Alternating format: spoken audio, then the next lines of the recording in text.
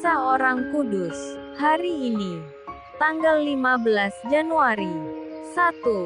Santo Arnold Jansen. Imam. Arnold Jansen adalah seorang imam berkebangsaan Jerman, pendiri dan pemimpin umum Serikat Sabda Allah. Ia lahir di Goch, Jerman pada tahun 1837 dan meninggal dunia pada tahun 1909 di Stagel, Belanda. Ia pernah menjadi guru di Bocholt. Pada tahun 1867 ia menjabat sebagai Direktur Kerasulan Doa untuk Jerman dan Austria. Perhatiannya sangat besar pada usaha penyatuan kembali umat Kristen. Untuk maksud itu, ia mengusahakan perayaan misa harian di makam Santo Bonifacius di Fulda.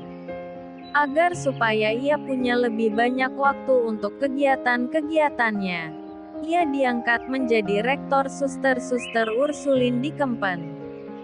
Di sana ia menerbitkan majalah Utusan Hati Kudus atas himbauan Uskup Monsinyur Raimondi. Pada tahun 1875 ia membuka rumah misi-nya di Stagel, dekat Venlo. Sebab memulai karya baru di Jerman telah menjadi mustahil karena perang kebudayaan yang telah berlangsung di sana. Dari rumah misi ini lahirlah Serikat Sabda Allah, dengan karya-karya misi di seluruh dunia. Amerika Utara di tengah-tengah orang Negro, Amerika Latin, Argentina, Brasil dan Chili, Asia, Cina, Jepang, Filipina, India dan Indonesia, Papua Nugini, Afrika, Accra dan Zaire. Ia mencari dana untuk karya ini dengan mendirikan sebuah percetakan yang di Tanah Suci dijadikan percetakan kepausan. Maksud kedua dari percetakan ini adalah menyebarkan bacaan bermutu dan menanamkan pengetahuan tentang karya misi ini, serta menanam cinta kasih untuk karya ini. Dengan gigih ia juga memajukan ilmu pengetahuan dengan mendirikan Institut Antropos dan Institut Kartografis Santo Gabriel di Mudling, dekat Wina. Banyak retret tertutup diusahakannya, baik untuk para imam maupun untuk kaum awam. Ia juga giat mempropagandakan devosi kepada Roh Kudus dan Tritunggal Maha Kudus. Ia masih mendirikan dua kongregasi suster, yaitu Kongregasi Suster Abdi Roh Kudus dan Kongregasi Suster Sembah Sujud Abdi Roh Kudus. Kongregasi suster yang pertama pergi ke daerah-daerah misi, sedangkan yang kedua menyelenggarakan sembah sujud abadi untuk memohonkan berkat Tuhan atas karya misi itu. Pada tahun 1935 proses informatif untuk pernyataan dirinya sebagai beato diadakan, sedangkan proses apostolik dibuka pada tahun 1943.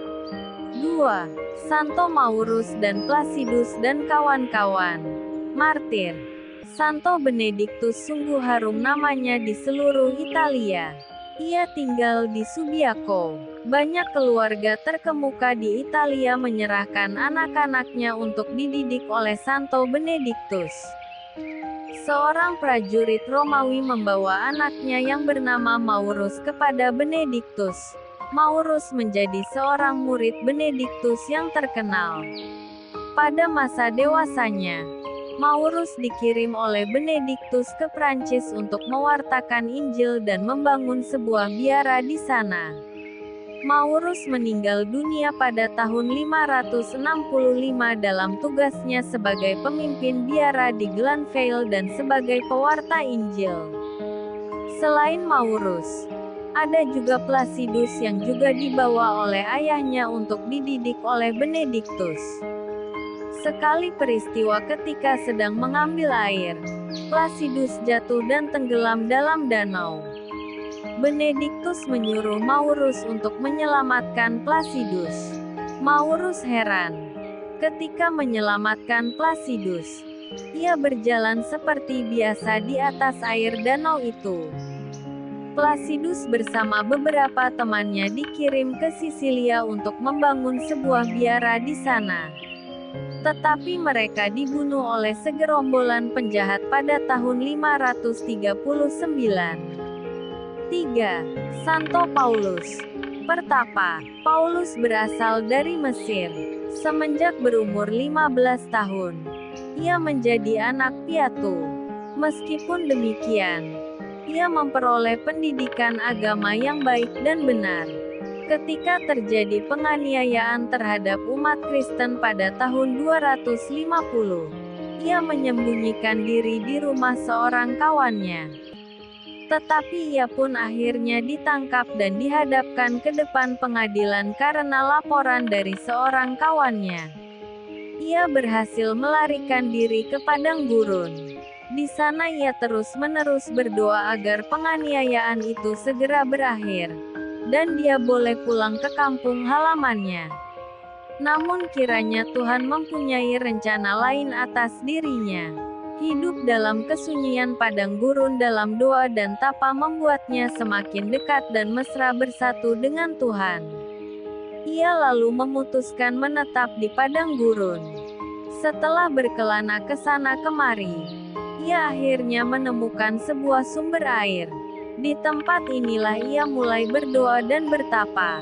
Atas suruhan Allah, Santo Antonius menemuinya. Keduanya bersama-sama memulai hidup baru dalam persatuan erat dengan Allah. Saat ajalnya yang sudah dekat diberitahukannya kepada Antonius dengan pasti. Ia meminta Antonius untuk membungkus tubuhnya dengan pakaian yang dipakai Antonius ketika meninggal dunia. Ia genap berumur 113 tahun.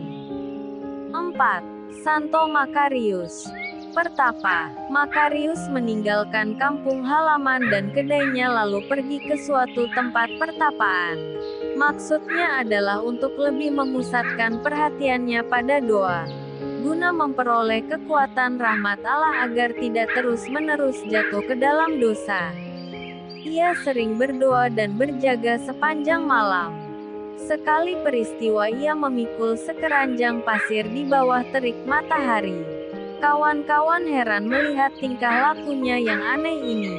Kepada mereka ia berkata, "Tubuhku terlalu banyak menggoda aku. Ada baiknya juga kalau sekali-kali tubuhku diberi beban berat sehingga tidak tergoda untuk pergi melancong ke kota." Usahanya untuk tidak menyentuh barang-barang yang dapat mengenakan tubuhnya sungguh luar biasa.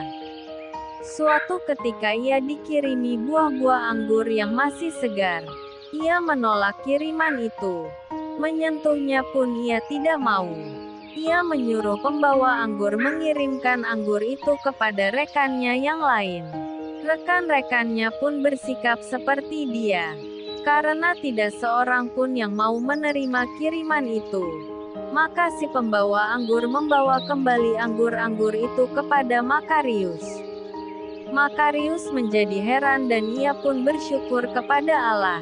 Karena atas rahmatnya rekan-rekannya bertahan dalam pantang yang berat. Kondisi tubuhnya menunjukkan betapa berat dan sungguh-sungguh ia menjalankan tapa. Pada umurnya yang sudah tua itu, ia mencoba berdoa tanpa henti selama 5 hari. Tetapi pada hari ketiga podoknya terbakar. Makarius lari meninggalkan podoknya dan tidak bisa melanjutkan doanya. Tentang peristiwa itu, ia berkata, "Itu adalah kehendak Allah, agar aku tidak sombong." Pada hari-hari terakhir hidupnya, Makarius diusir dari tempat pertapaannya oleh orang-orang Arian yang memusuhi gereja. Ia meninggal dengan tenang pada tahun 394. Santo Arnold Jansen, Santo Maurus dan Placidus dan kawan-kawan, Santo Paulus dan Santo Makarius, doakanlah kami. Kak Carla Channel.